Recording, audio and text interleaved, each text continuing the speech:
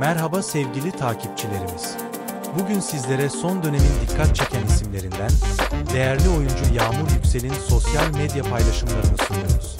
Kısa süre içinde büyük ilgi gören ve takipçileri tarafından adeta beğeni yağmuruna tutulan bu paylaşımlar, hem tarzı hem de samimi duruşuyla gündeme damga vurdu.